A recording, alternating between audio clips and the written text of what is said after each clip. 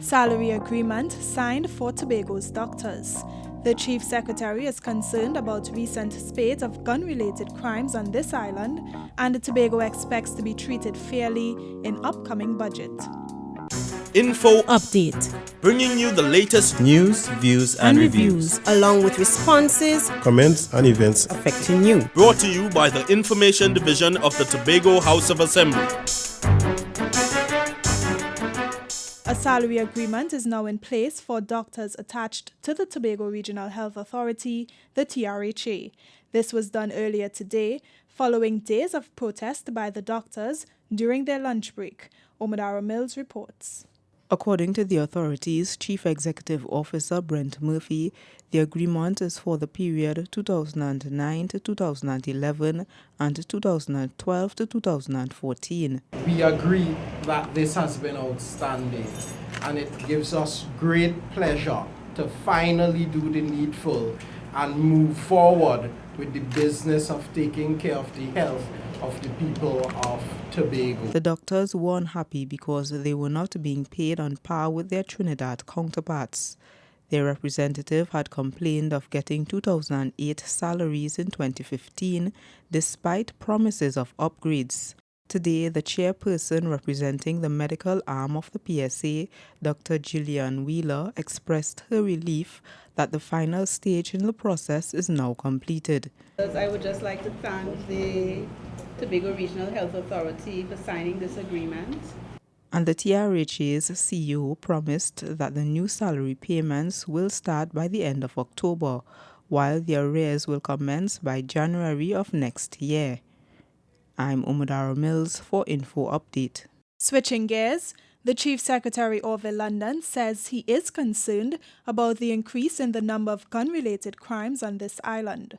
Last week, a shooting took place in Milford Court, Bonaccord, at the home of Emmanuel Alexander.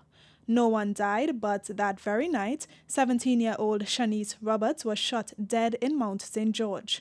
One day later, a daring daylight gun robbery took place at the licensing department in Shaw Park, where two men escaped with close to $50,000. This is unusual in Tobago. Mr. London says this is cause for grave concern because it appears the environment is changing. However, he's assuring that the situation is not out of control.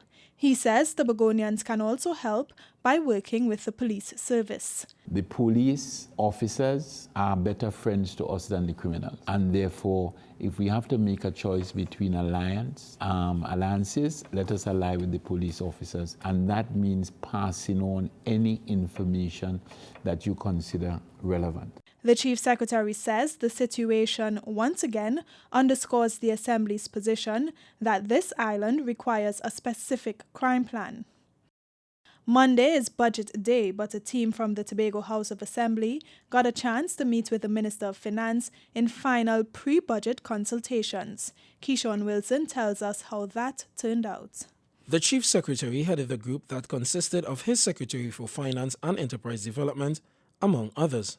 We recognized at that meeting that there were two constraints which the government would have. One, of course, is the time that they would have gone into office with just less than a month to prepare the budget. And of course, all of us are aware of the financial constraints. But we did make it clear to the central government, and they did agree that from the perspective of the Tobago House of Assembly, we expect a level of sensitivity to the issues and the concerns which we have raised over the years, and we expect that in this budget we will see at least the signals being sent that these issues would be addressed. He added that one of the key areas discussed is the THA having a greater degree of financial flexibility with respect to its development programs.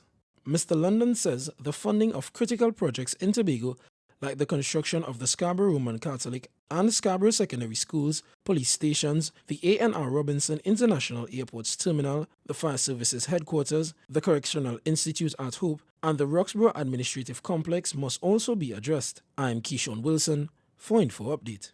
That's it from all of us at the Department of Information. I'm Davia Chambers, and you've been listening to InfoUpdates.